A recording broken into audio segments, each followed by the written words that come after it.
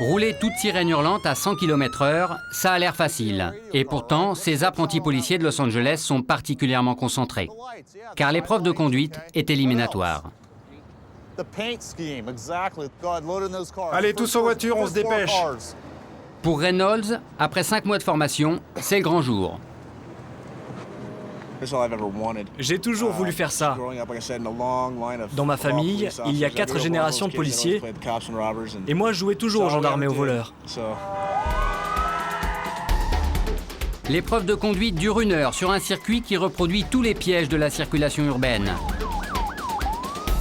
Carrefour à angle droit, accélération, freinage d'urgence et toutes les conditions météo, y compris la pluie. Et maîtriser un engin de 2 tonnes sur une route détrempée, ça ne s'improvise pas. L'exercice consiste à l'occasion d'un freinage d'urgence à rester en ligne droite. Si l'épreuve de conduite est éliminatoire, c'est parce que de tels dérapages dans les rues de Los Angeles ne pardonnent pas.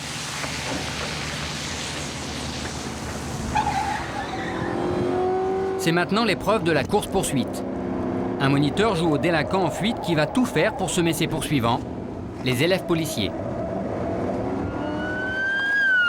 Celui-ci arrive à bloquer le fuyard à un carrefour. C'est maintenant au tour de Reynolds. Bon, maintiens toujours la même distance avec le méchant. Parce que si tu es trop près, c'est lui qui t'impose son rythme de conduite. Reynolds va tout faire pour ne pas être semé. Il se bat avec le volant. Il s'en sort plutôt bien. Mais l'exercice se complique lorsque le moniteur lui demande de répondre en même temps à un appel radio.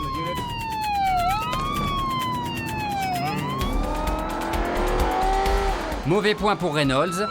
Pendant ce temps-là, il s'est déconcentré et le fuyard a pris le large.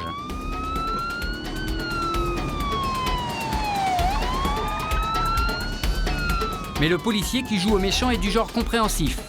Il ralentit sa cadence. Ah, il est sympa ton méchant, il t'attend.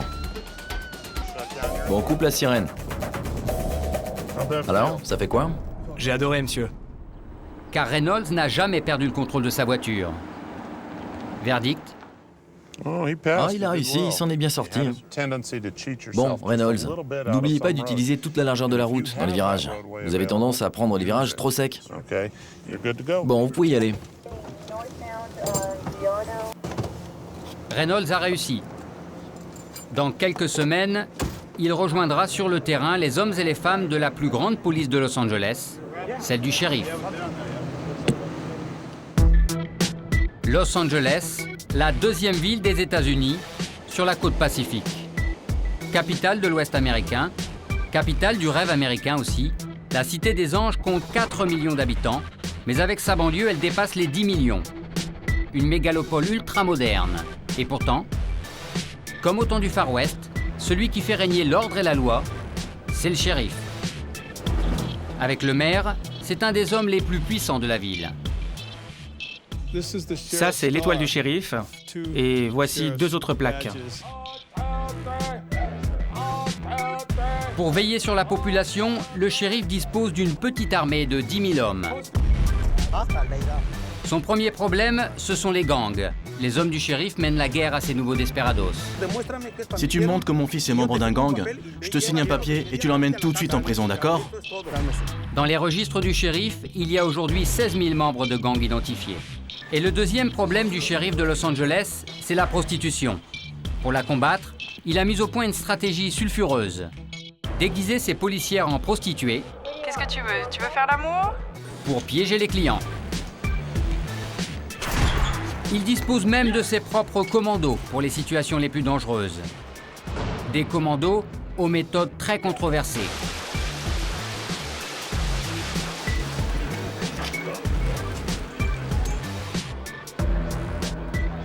Mais le shérif n'est pas un policier comme les autres.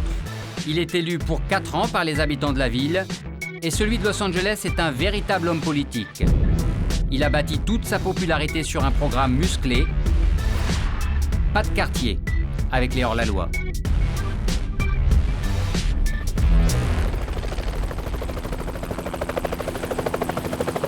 Le shérif dispose d'une dizaine d'hélicoptères, dont 3 survolent en permanence son territoire. Une flottille indispensable, tant sa juridiction est étendue.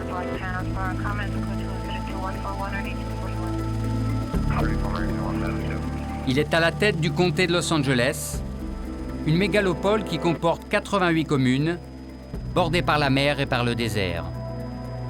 100 fois la superficie de Paris, autant que la région Nord-Pas-de-Calais. Le comté va de la plaine jusqu'aux montagnes de San Gabriel, à 3000 mètres d'altitude, et même au-delà jusqu'au désert, le désert de Morave. Tout ça, c'est sous notre responsabilité. Une responsabilité immense. Avec ses particularités, les collines de West Hollywood et leurs villas de stars, mais aussi les immenses studios de cinéma, avec leurs décors en plein air. Les studios Universal, en fait, c'est comme une petite ville. On y patrouille. On y a même un commissariat. Le comté de Los Angeles, ce sont 10 millions d'habitants. À l'ouest, jusqu'à l'océan Pacifique, se trouvent les communes les plus riches. Marina del Rey, Santa Monica, Malibu. Ces villes résidentielles du bord de mer sont les plus tranquilles du comté. Mais à 20 km plus au sud, changement de décor. Nous patrouillons des zones très riches, jusqu'à des endroits où les gens ont de très faibles revenus. Des zones truffées de gangs, avec une énorme criminalité. En fait, le plus fort taux de criminalité, c'est dans les villes du sud du comté qu'on le trouve. Nous, c'est le genre d'endroit qu'on adore survoler. Sous nos yeux, de jolies maisons avec jardin, mais il ne faut pas se fier aux apparences. En hélicoptère, la zone peut être dangereuse à traverser. Vous voyez ça en bas? Toutes ces maisons là, en dessous. Ils aiment nous tirer dessus de temps en temps. Ah, c'est pas exceptionnel. Avec quelle arme ils vous tirent dessus? Avec tout ce qui leur tombe sous la main. Des 45, des 38, 32 mm, des Kalachnikov quand ils en ont. Il n'y a qu'à demander. Soudain, un appel radio. Le central leur demande de se rendre au-dessus d'une course-poursuite. Il y a une voiture qu'on essaie de repérer. Une voiture impliquée dans un braquage. Ah, je crois que c'est celui-là. Là, dans la file de droite, là. C'est une Honda noire. L'hélicoptère est en liaison radio avec une patrouille au sol qui tente d'intercepter la voiture des braqueurs. C'est ce véhicule de couleur noire. Ça y est, on l'a. Avant même de s'arrêter, les hommes du shérif ouvrent les portes de leur véhicule pour se protéger en cas de tir. Ah, il est coincé. Au moment où le premier suspect sort de la voiture, 8 policiers le tiennent en joue. L'homme doit se mettre à genoux, les mains en l'air, et montrer qu'il n'est pas armé. Autour de lui, 12 voitures de shérif, soit 24 policiers. Et nous, dans l'hélicoptère. Si le suspect s'échappe en courant, on le surveille et on dit à la patrouille en bas quoi faire et où aller. En tout, 4 suspects sortiront sagement du véhicule, les uns après les autres. Affaire réglée. Braquage, course-poursuite, arrestation. C'est le quotidien des hommes du shérif, depuis 3 siècles.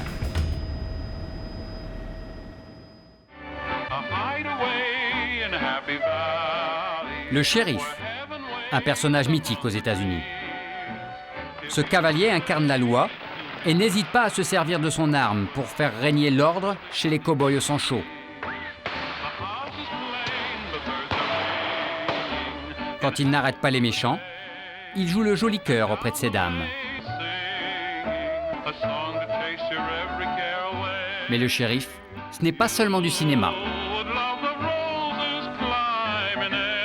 1850, George Burrill est le premier shérif de Los Angeles. Il n'a que 2 adjoints et fait la loi dans un comté de 3500 âmes seulement. En un siècle et demi, 30 shérifs se succèdent. 3 d'entre eux et 88 de leurs adjoints meurent les armes à la main. Le shérif et ses adjoints, une des traditions les plus ancrées dans l'histoire des États-Unis. Le shérif était aussi le bourreau. C'est lui qui devait pendre les condamnés à mort. Et vous faites encore ça aujourd'hui? Non. Vers 1870, les shérifs se sont rencontrés et ont dit que ça devait être de la responsabilité de l'État de Californie de faire ça. Une chose n'a pas changé depuis le Far West. Le shérif est toujours élu par la population. Leroy Baca est élu depuis 10 ans par les habitants du comté de Los Angeles. Shérif, c'est un poste politique. Voici le président Bush. C'est un de mes amis. C'est un des fonctionnaires les mieux payés des États-Unis, 180 000 € par an. Mais ce n'est pas de tout repos. Son élection a lieu tous les 4 ans. Il est donc toujours en campagne. Être élu, il y a beaucoup de choses à dire sur le fait d'être élu. Les gens sont encore plus exigeants avec vous. Si vous faites des erreurs, il y aura beaucoup de conséquences. Et pour tout ce que vous faites de bien, vous serez récompensé. À chaque élection, j'ai été élu avec plus de 60% des voix. Une fois, j'ai même eu 72% des voix. Là, c'est mon 3e et dernier mandat. J'ai été élu avec 67%, ce qui veut dire que mes hommes travaillent bien. Century Station, un des 24 commissariats du comté de Los Angeles, au sud de la ville. Et voici des agents du shérif. Quel que soit leur grade, ici, ils sont tous adjoints. Ce jour-là, un briefing ordinaire. Encore un incident avec les adversaires habituels, les gangs. On va faire vite, les gars. Il y a eu une course-poursuite l'autre soir. Le capitaine et son stagiaire ont entamé une poursuite dans le quartier de Florence en direction de Monterey. Le passager du véhicule a pointé un flingue sur un gamin ou un type à vélo. Ils sont sortis du véhicule avec ce que la victime décrit comme une carabine ou un fusil de chasse. Comme ça. C'est 2 gars du gang des Playboy Gangsters. Aujourd'hui, les Playboy Gangsters sont dans le collimateur des hommes à l'étoile. Gustavo Carrillo est shérif adjoint depuis 15 ans.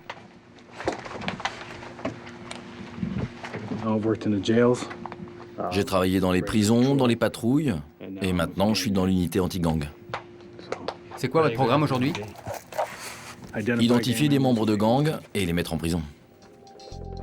Dans les commissariats du shérif, on a les moyens. Il y a des écrans pour que tout le monde soit au courant des dernières affaires.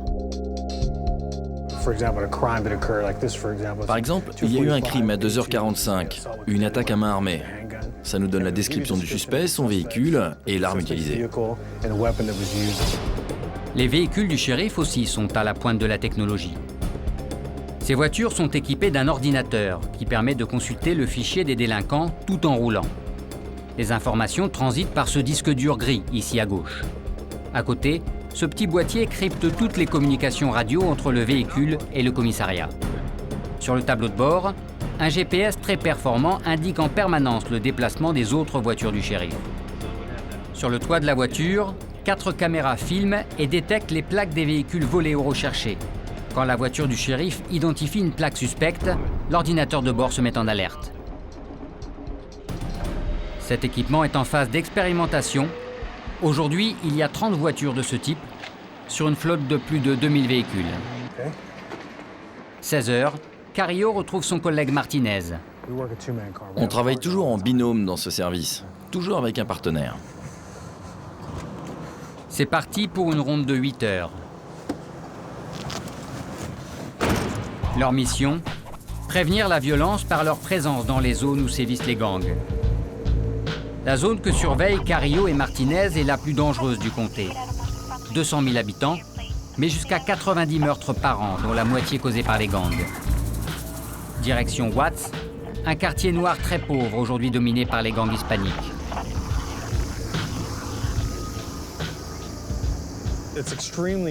C'est extrêmement violent ici. Il y a une longue tradition de violence dans ce quartier. Les grandes émeutes des années 60, c'était ici, dans le quartier de Watts. La violence, c'est d'abord celle des gangs aujourd'hui. Dans tout le comté de Los Angeles, les gangs marquent l'entrée de leur territoire en taguant leur nom sur le mur. MS-13, 18e rue, Florencia 13, ce sont les noms des groupes originaires du Salvador et du Mexique qui rivalisent aujourd'hui avec les anciens gangs noirs. 300 gangs se font la guerre pour contrôler la ville, où ils vivent de la drogue et du racket des commerçants. Ils recrutent chez les plus jeunes et leur violence est extrême. La guerre entre les gangs fait près de 150 morts par an. Impuissants à mettre fin au règlement de compte, les policiers en sont réduits à ramasser les cadavres. Mais ils ont beaucoup de mal à interpeller les assassins.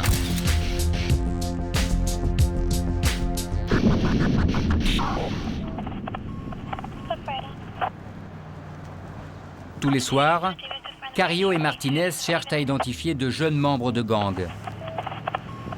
Ils quadrillent le quartier.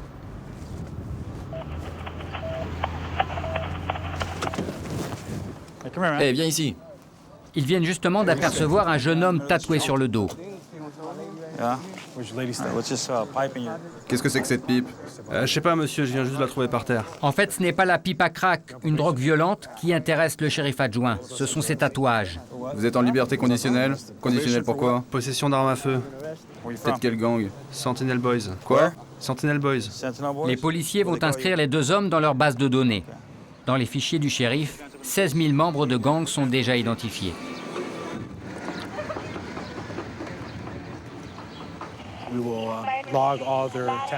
On enregistre tous leurs tatouages, qui ils fréquentent. Par exemple, ce monsieur, nous l'avons vu avec cet autre monsieur. Donc pour nous, ils sont en contact, c'est de la fond équipe. Les tatouages indiquent de quel quartier ils viennent, à quel gang ils appartiennent. Ils sont fiers de leur quartier. Ils n'ont pas de problème à montrer de quel gang ils sont, ni d'où ils sont. On peut vous poser des questions? Ok, pas de problème. C'est la première fois que vous vous faites contrôler par les hommes du shérif? Non, monsieur. Combien de fois? Ah, je compte plus. C'est quoi ces chiffres-là sur votre bras? C'est la 19e et la 2e lettre de l'alphabet. SBS. Et sur le ventre? SB, c'est pour Sentinel Boys. Sentinel, c'est le nom d'une avenue dans l'est de Los Angeles. Pour avoir le droit de tatouer sur son corps le nom du gang, ce Sentinel Boy a dû commettre plusieurs coups d'éclat. Vol, bagarre ou pire encore. Mais aujourd'hui, la police n'a rien à lui reprocher. La pipe à crack était vide, il est relâché. Les policiers poursuivent leur ronde. Le travail de Carrillo et Martinez, c'est de sillonner le quartier et de contrôler systématiquement tout jeune portant un tatouage. Il suffit d'un rien pour se faire contrôler. Ces deux adolescents ont pressé le pas en apercevant la police. T'es en liberté conditionnelle? Oui. T'as quel âge? 14 ans. Tu as des armes ou quelque chose sur toi? Non, monsieur. T'es en conditionnel pour bagarre? Ouais. Tu t'es battu, c'est ça? Contre un type à l'école. Ça s'est passé il y a longtemps, à la petite école. C'est vrai? Ouais. Mets-toi là. Je vais vérifier que tu respectes bien ta conditionnelle. Tu es d'où? Le père vient défendre son fils. Il habite ici. On est à table. Vous me laissez parler? Je sais que votre fils est en liberté conditionnelle. Je suis déjà venu avant, d'accord? Regardez, c'est juste des gosses. Dupe ou non, devant la police, le père ne veut pas croire que son fils appartient à un gang. Si tu me montres que mon fils est membre d'un gang, je te signe un papier et tu l'emmènes tout de suite en prison, d'accord? Calmez-vous, calmez-vous. Devant la police, le père veut faire preuve d'autorité. Ils me disent que t'es un voyou. Mais montre-moi que t'es un voyou, petit con. Ça commence à me gonfler. Je suis en train de perdre patience, là. J'essaie d'être respectueux envers votre père, mais là, je suis pas loin de péter un câble. Et je vais vous dire une chose, je suis sur le point de le renvoyer en prison. Vous n'avez pas à savoir ce qui se passe? Non, non.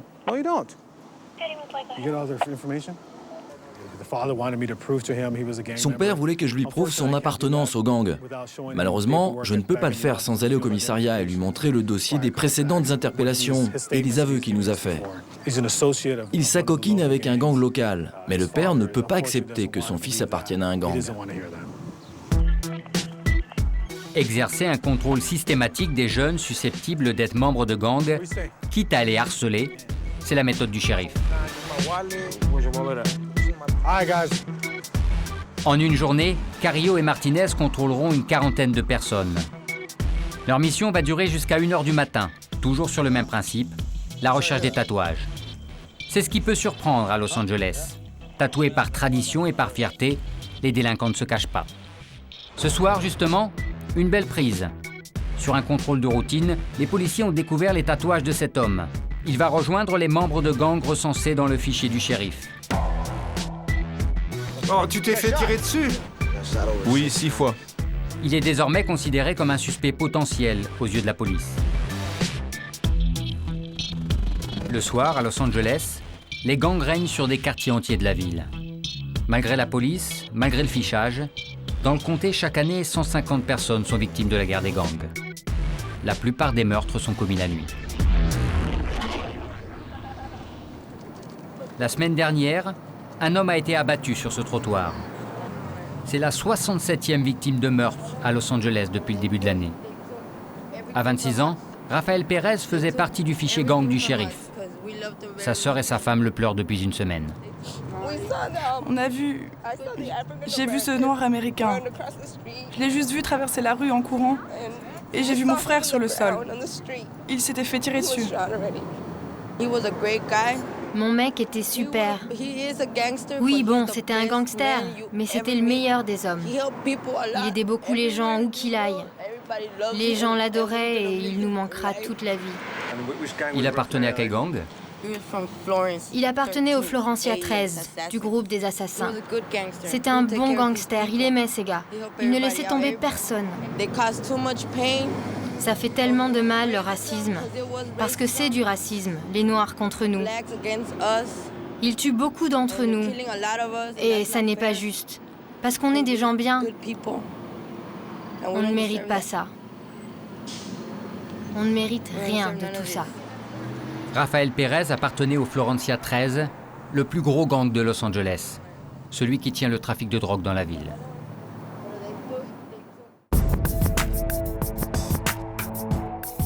Qui sont les gangs ennemis du Florencia 13? Pourquoi s'opposent-ils? S'agit-il vraiment de rivalité raciste? Nous avons réussi à rencontrer leurs adversaires, les All Crips Gang. Rendez-vous est pris dans leur quartier, Budlong. Le All Crips Gang est l'un des plus vieux gangs afro-américains présents dans tous les États-Unis. Il est apparu ici, à Los Angeles, il y a 40 ans, et contrôlait le trafic de drogue jusqu'à l'arrivée des Hispaniques dans les années 2000. Ces 3 membres du gang ont entre 18 et 28 ans. Ils acceptent de nous parler. Chacun un joint à la main. Donc ici, c'est votre territoire? Ouais, tout ça, de la 90e rue à la 103e. C'est nous les patrons. Si tu viens ici chercher la merde, tu vas la trouver. Tu vois ma gueule et mes potes ici? Qu'est-ce que vous pensez des gangs hispaniques? Ce qu'on pense des hispaniques, on les qu'ils rentrent dans leur pays manger leurs nachos. Ils nous détestent et on les déteste. Pourquoi? On ne sait pas. Vous êtes déjà fait tirer dessus? Par qui? Oh, par un gang ennemi. Un mec d'un gang ennemi. Il m'attendait à côté de ma maison. Il est venu me chercher dans ma voiture et il m'a tiré dessus. La police n'est pas venue avant facile 20-30 minutes. Ils ont laissé le pisser le sang à mort. Après, ils m'ont demandé qui m'a tiré dessus. J'ai dit, mais c'est vous la police, à vous de savoir. J'ai eu des broches ici, des plaques et une autre là, mon coude. Merde, encore une broche là. Qui vous a tiré dessus? Des hispaniques? Tout ce que je sais, c'est que c'est d'autres gangs, des qui nous aiment pas. Un autre gang de l'autre côté. Ils veulent me voir mourir, mais malheureusement pour eux, je suis là et je respire. Et je les emmerde. On est comme les talibans ici. Tout ce qui existe comme arme, on peut tout trouver, même des grenades. Suffit d'avoir les contacts. Des armes de poing, des kalachnikovs, des Uzi. Soudain, des sirènes hurlent à quelques rues de là.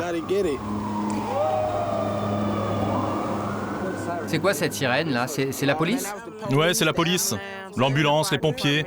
Quelqu'un a sûrement perdu la vie. C'est comme ça que ça se passe ici. Ah ouais, c'est dingue ici. J'ai perdu des cousins, des oncles, tantes, amis proches, meilleurs amis, amis de la famille, des gens du quartier. J'ai plus assez de larmes. J'ai déjà pleuré une rivière. Il n'y a plus de larmes qui sortent de mes yeux parce que tout ce qui peut arriver, ça m'est arrivé. Nous fonçons vers l'endroit d'où proviennent les sirènes. C'est un voisin qui a appelé la police après une fusillade. La victime a reçu une balle en pleine tête, mais l'homme est encore vivant. Carrillo et Martinez, les shérifs adjoints, ont été prévenus par radio.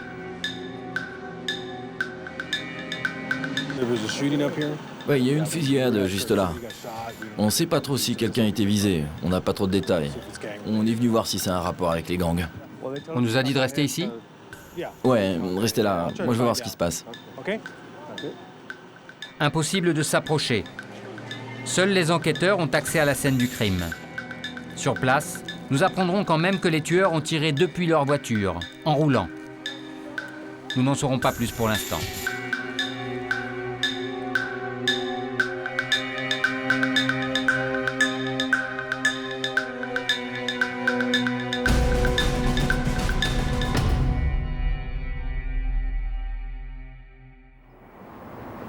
Pour connaître l'identité du mort, nous allons voir les inspecteurs du shérif le lendemain matin. On les appelle les bulldogs, un chien réputé pour son caractère têtu. Celui qui pourrait nous en dire plus sur le meurtre de la veille s'appelle lui aussi Carrillo. C'est l'homme aux bretelles. Le lieutenant Gil Carrillo est le patron des inspecteurs. Vous voyez, hier, on a eu plusieurs meurtres. On les a notés sur le tableau. Quand on nous appelle, on y va. Vous avez eu combien de meurtres hier? Hier, 3. Moi, je suis de garde jusqu'à 6 h du matin. Ça nous fait encore 24 heures. À 10h35, la 103e affaire depuis le début de l'année dans le comté de Los Angeles. Une femme d'origine hispanique est retrouvée assassinée chez elle.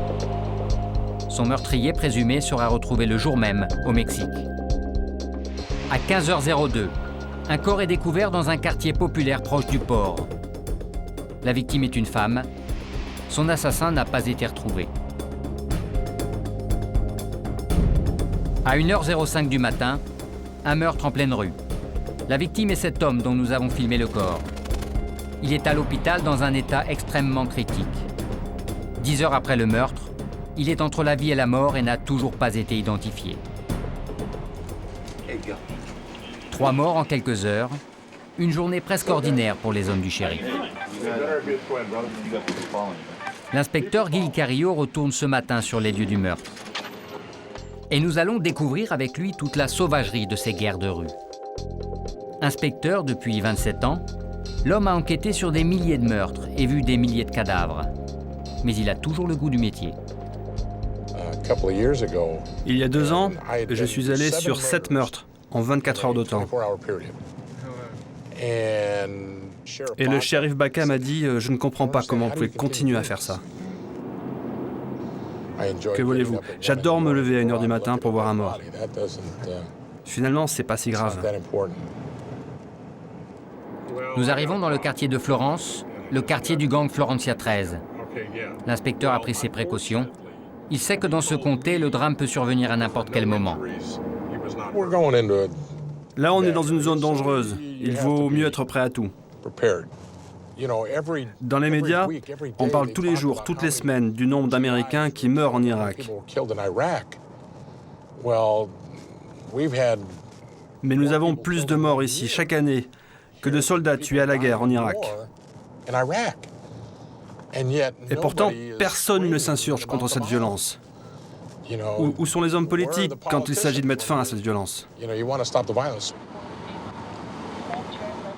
Nous sommes de retour sur les lieux du crime. 12 heures après le meurtre, la vie a repris son cours au croisement de la 62e rue et de l'avenue Hooper. Seule une trace de sang sur le bitume témoigne de la fusillade.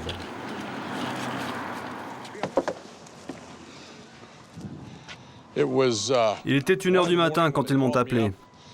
On est venu ici avec mes enquêteurs du bureau des homicides. On peut dire que la victime est venue juste de là, depuis la 62e rue. L'homme roulait dans cette direction. Il était poursuivi par une camionnette. Ils lui ont tiré dessus, il a été touché à la tête, la balle est entrée et ressortie. Il a perdu le contrôle de son quad. Il a fini par tomber de son quad. Le quad s'est renversé. Il a été emmené à l'hôpital, il n'est pas encore mort, mais enfin, il est peu probable qu'il survive. Est-ce qu'il appartenait à un gang? Oui, il semble bien qu'il faisait partie d'un gang. D'après ce qu'on nous a dit hier, il faisait bien partie d'un gang. D'ailleurs, on a retrouvé plusieurs tatouages sur lui. Et puis, la façon dont il a été tué, c'est typiquement la façon d'agir des gangs. La victime est décédée une semaine plus tard. Il s'appelait Raphaël Tennis. Lui aussi appartenait au gang Florencia 13. Son assassin n'a toujours pas été identifié. À Los Angeles, 40% des meurtres sont liés à des gangs. Voici une femme qui aurait pu aider les inspecteurs à identifier le coupable s'il y avait eu des témoins. Son arme, c'est le bon vieux crayon à papier. Sandy Henslow dessine les portraits robots des suspects avec l'aide des victimes ou des témoins. Une spécialité des services du shérif. Regardez bien. La ressemblance est parfois frappante entre le dessin et la photo du coupable lors de son arrestation.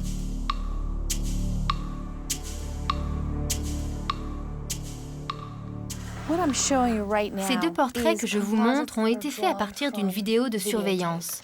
On a interrogé les témoins, mais ils étaient trop traumatisés pour donner une description. Ces deux individus ont tué un commerçant pour lui voler sa caisse. À partir d'une simple vidéo de surveillance, où les suspects ont le visage en partie caché, Sandy a réussi à dessiner leurs traits. Son sens extrême de l'observation lui a permis d'orienter les inspecteurs qui avaient pris une mauvaise piste sur l'identité du jeune homme au foulard. J'ai regardé la vidéo et j'ai vu cette jeune personne courir et je me suis dit non, ce n'est pas un homme, c'est une femme. Et de fait, c'était une femme. Ses cheveux sont coupés très courts, elle ressemble à un garçon, mais c'est une femme. Sandy avait vu juste. Les deux suspects ont été arrêtés suite à la publication de ces dessins. Ils sont actuellement dans 2 prisons du comté de Los Angeles. Sandy dessine aussi les victimes qui ne sont plus identifiables pour retrouver leur famille. Cette jeune femme a été brûlée au point de ne plus être reconnaissable. Je suis allée à l'autopsie, à la morgue. J'ai pris les mesures et je l'ai dessinée telle qu'elle avait dû être en des temps meilleurs. En fait, le nez n'est pas tout à fait ressemblant, mais qu'importe. Sa famille l'a reconnue et s'est présentée. En 15 ans, Sandy a dessiné plus de 1500 suspects. Ces portraits robots ont aidé les hommes du shérif à résoudre des dizaines de crimes dans le comté de Los Angeles.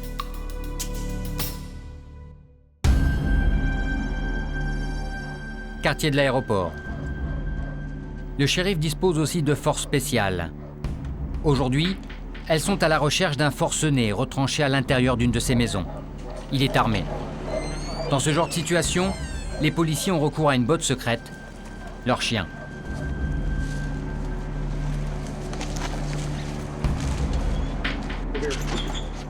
L'animal part en éclaireur.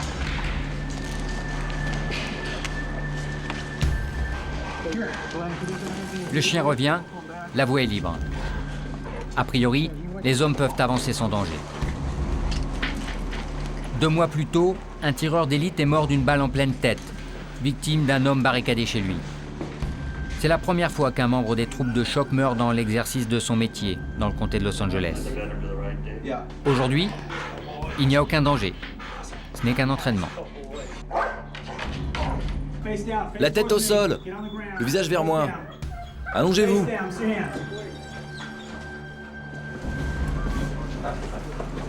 Gilet pare-balles, casque, fusil d'assaut. Et bien sûr les chiens, dressés pour localiser le suspect.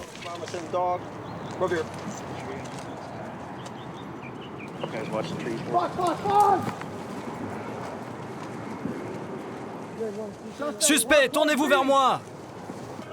Couchez-vous au sol! Une règle d'or, ne jamais perdre de vue l'animal.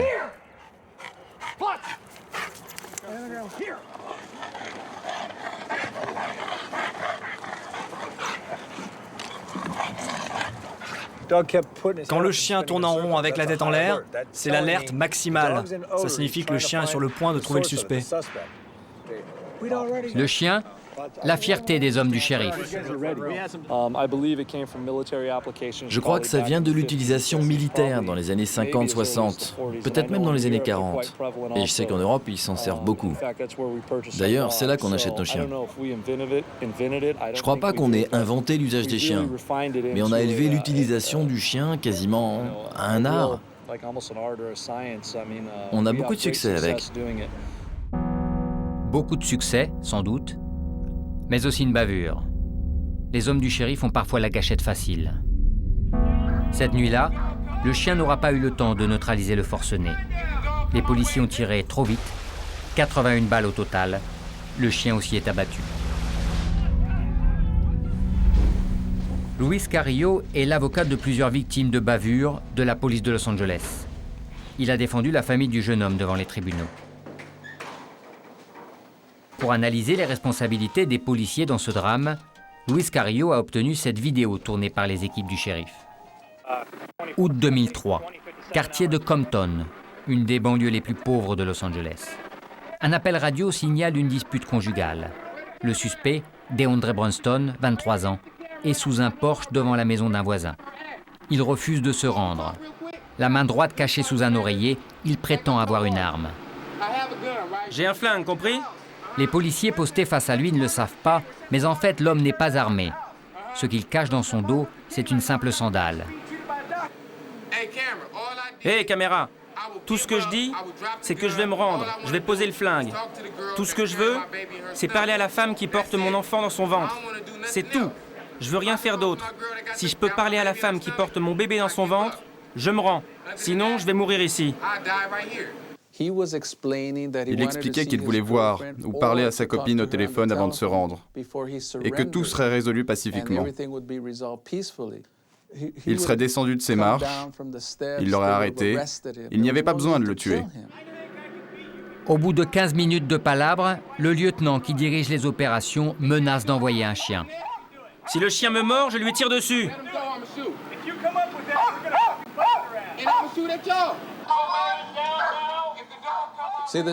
Vous voyez l'ombre là? C'est le chien.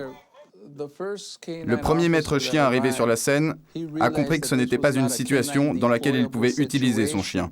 Les conditions n'étaient pas réunies pour qu'il puisse lâcher son animal. Il a refusé d'envoyer son chien. Alors le lieutenant a ordonné au second maître chien de lâcher son animal pour qu'il attaque l'homme. C'est ta dernière chance! Rends-toi ou le chien va te mordre!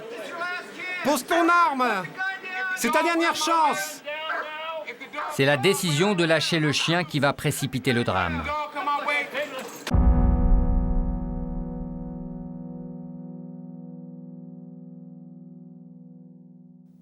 À l'instant où il s'est levé, quand il a vu le chien, il a jeté la sandale par terre.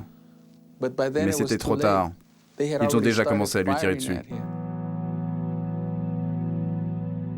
L'homme recevra 22 balles dans le corps. Mais les adjoints du shérif auraient-ils pu faire autrement? Avaient-ils vraiment le choix? Hé, vous voyez une arme? Cette nuit-là, ils ont tiré sans avoir vu d'armes. Que doivent faire les policiers lorsqu'ils sont confrontés à un homme qui, sans montrer d'armes, prétend en avoir une? Nous avons posé la question à l'un des formateurs des forces spéciales du shérif. On ne peut pas tirer sur quelqu'un parce qu'il dit être armé. ou parce qu'il nous menace en disant qu'il posséderait une arme. S'il nous dit « j'ai un flingue, si tu t'approches, je te tire dessus », on ne peut pas lui tirer dessus juste parce qu'il nous menace. On ne voit pas d'arme, il n'y a donc pas de menace immédiate. Dans ce genre de cas, on doit essayer d'amener l'individu au dialogue. Et puis, on a plusieurs armes non mortelles, comme les flashballs ou des balles en caoutchouc. Le 23 août 2003, les agents du shérif n'ont pas suivi cette procédure. Pourtant, lors du procès, les policiers ont été blanchis parce qu'ils avaient vraiment cru que l'homme était armé. L'officier qui dirigeait l'opération avait déjà tué 2 hommes dans l'exercice de ses fonctions. Il a récemment été promu capitaine. Aux États-Unis, les agents du shérif sont au-dessus des lois. Ils sont rarement poursuivis pour avoir tué un homme. Très rarement. Les habitants de ce pays, les juges, les procureurs, n'aiment pas remettre en question ce que font les policiers. Ils jouissent d'une totale impunité. En réalité, nous ne sommes pas égaux devant la loi aux États-Unis. L'avocat a tout de même obtenu 300 000 $ de dommages et intérêts pour la famille du jeune homme.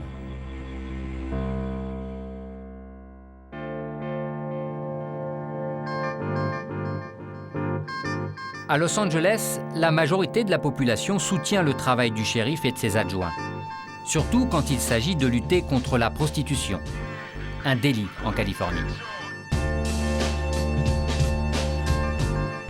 Avec la hausse de l'immigration venue d'Amérique latine, plusieurs milliers de femmes se prostituent dans les quartiers pauvres du comté. Les riverains se plaignent. Le shérif a donc décidé de réagir pour satisfaire ses électeurs. Il a choisi de s'en prendre non seulement aux prostituées, mais aussi à leurs clients. Nous sommes au commissariat de Compton avec la brigade des mœurs. Briefing juste avant une opération si sensible qu'il sera impossible de montrer les visages des participantes. D'habitude, elles travaillent comme surveillantes dans une prison du shérif, mais aujourd'hui, elles sont en mission spéciale. En échange d'une journée de repos, elles vont pour quelques heures changer de métier. Bon, on va piéger les clients de prostituées dans la ville de Compton. Piéger les clients. En clair, dans quelques instants, ces shérifs adjointes vont se relayer sur le trottoir, déguisées en prostituées, pour attirer et arrêter les clients. Parmi elles, 3 nouvelles recrues plutôt nerveuses. C'est leur première fois.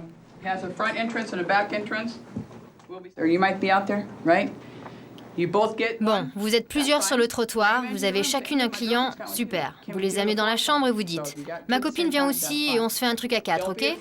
N'ayez pas peur d'utiliser de mots grossiers, c'est comme ça que leur parlent les prostituées. La sécurité des agents féminins est prise très au sérieux. Une dizaine d'hommes armés seront là pour les protéger. Si vous voyez un flingue, si le mec est nu dans sa voiture, s'il a son pénis en main et s'il fait des choses qu'il n'est pas censé faire avec, utilisez un mot de code pour nous le faire savoir. Par exemple, je peux vous aider ? Vous voulez que je fasse ça à votre place ? Vous pouvez utiliser différentes terminologies. Ah, vous avez un gros calibre. Les agents qui vous écoutent sur le réseau comprendront que c'est une situation d'urgence. Dites ce que vous voulez. Il a un pistolet, il a un couteau. Si c'est une situation d'urgence, levez les mains et reculez.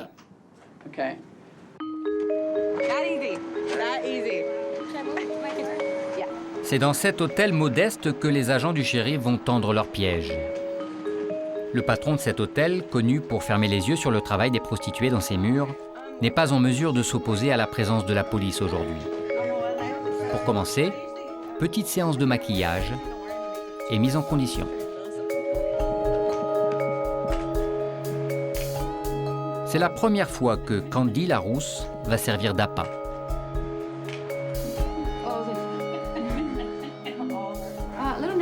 Je me sens un peu nerveuse. Juste un peu. Qu'est-ce qui vous rend nerveuse ? De pas dire ce qu'il faut, ou de dire ce qu'il faut pas, ou de ne pas être assez aguicheuse. Enfin, je sais pas. Ah, moi je paierais pour ça, c'est clair. Et toi, tu paierais ? Ah ouais, je paierais pour ça. Le temps d'une photo souvenir, et c'est parti. Les agents du shérif, Maria, Carmen, Suzy, Candy, vont se succéder sur le trottoir pendant plusieurs heures. Dès qu'un homme sollicitera ou acceptera une relation sexuelle contre de l'argent, il sera arrêté. C'est la loi. Cachés dans des voitures, des policiers en civil donneront l'alerte par radio. En embuscade dans une des chambres, les agents menotteront les clients dès qu'ils entreront dans la pièce. C'est la première fois que Maria joue les prostituées. Et pour une première fois, elle n'a pas froid aux yeux. Regardez ce gars qui vient à pied. Je crois qu'il est tenté. L'homme mord à l'hameçon. Il part chercher de l'argent dans sa voiture. Mais pendant ce temps-là, un autre client semble s'intéresser à Maria. Il est dans cette voiture rouge. Maria se passe discrètement les mains dans les cheveux pour signaler aux agents que la tractation sexe contre argent lui a été proposée. Regardez, le premier type revient. Oula, elle en a deux. Le premier client est en train de revenir. Au cas où il changerait d'avis et ferait demi-tour, je le verrai et la patrouille l'interpellera. 20 secondes plus tard, les deux hommes se retrouvent menottés par les agents du shérif. Ils sont entrés dans cette chambre sans se douter de rien. Et pour cause, la télé diffusait un film porno, comme le font les vraies prostituées dans leur chambre d'hôtel. C'est une diversion. Ils entrent dans la chambre, ils regardent la télé, ils sont tout excités et ils ne se doutent de rien. Ces deux individus ne seront pas les seuls à se faire piéger aujourd'hui. À chaque fois, c'est la même procédure. Les clients sont pris en photo avec l'agent qui les a piégés.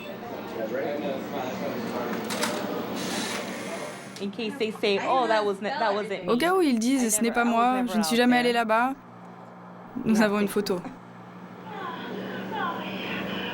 Les agents du shérif prennent leurs noms et vont les transmettre au tribunal. Un juge les condamnera à des travaux d'intérêt général, à une amende comprise entre $100 et $2500, voire à une peine de prison en cas de récidive. Que pensent les principaux intéressés de ces méthodes? Bonjour, on est la télé française de Paris. Est-ce que je peux vous poser une question? Non, merci. Entre rire jaune et colère, aucun d'entre eux n'a souhaité répondre à nos questions. C'est maintenant au tour de Suzy. Pour attirer les hommes, son truc à elle, c'est la sucette. Ce bonbon, c'est pour vous rassurer? Non, c'est juste quelque chose pour m'occuper, avec ma bouche. Suzy fait sa mijaurée. Mais vous allez le voir, l'agent du shérif n'hésite pas à aller jusqu'à l'incitation directe.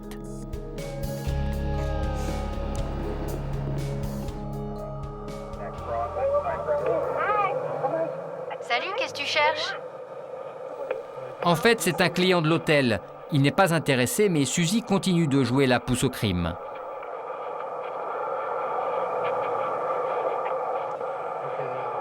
Qu'est-ce que tu veux? Faire l'amour? J'ai des copines à l'intérieur. L'homme n'est pas intéressé. Celui qui tombera dans le piège de Suzy, le voici, au volant de sa camionnette jaune.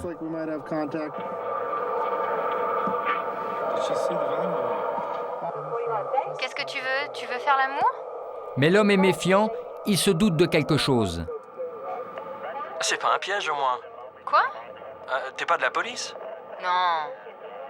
Suzy est décidément très bonne comédienne. Retour triomphal.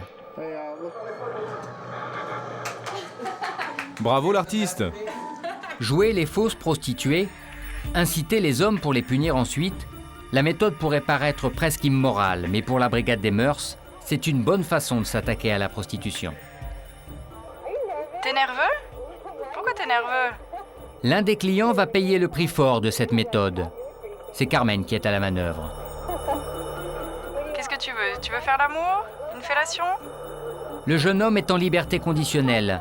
Il le sait. Au moindre faux pas, le juge le renverra derrière les barreaux.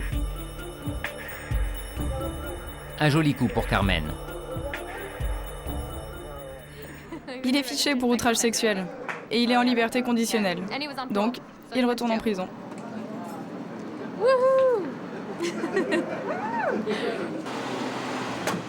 Pour celui-là, c'est retour dans la prison du shérif. Au total, une vingtaine d'hommes seront tombés dans le traquenard. Et aussi 2 prostituées latinos. 2 vraies celles-là, qui venaient prendre leur service sur le même trottoir. Les agents du shérif doivent maintenant rédiger leur rapport de police. Elles doivent déposer sous serment le contenu des discussions qu'elles ont eues avec les clients. Cette pièce sera versée au dossier. Il m'a dit « Je veux faire l'amour » en espagnol. Je lui ai dit « Tu veux me faire l'amour ?» Et il m'a dit « Oui ». J'ai dit 80 $. Il m'a dit OK. Et voilà. Piéger les clients potentiels, une méthode discutable.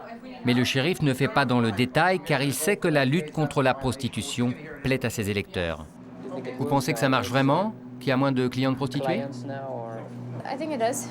Ouais, je pense. Ils ne viennent plus dans les rues où on a travaillé. Certains vont en prison, d'autres ont peur de se retrouver en prison et ne recommencent plus. Quant à ceux qui feront ça toute leur vie, ils iront le faire ailleurs. La brigade des mœurs traque les clients une fois par mois, chaque fois dans un quartier différent. Mais cela ne suffit pas à éradiquer la prostitution. Lorsque nous sommes repassés dans le quartier quelques jours plus tard, des prostituées étaient là, devant le motel voisin. À Los Angeles, les hommes du shérif n'en ont pas fini de faire régner l'ordre et la loi.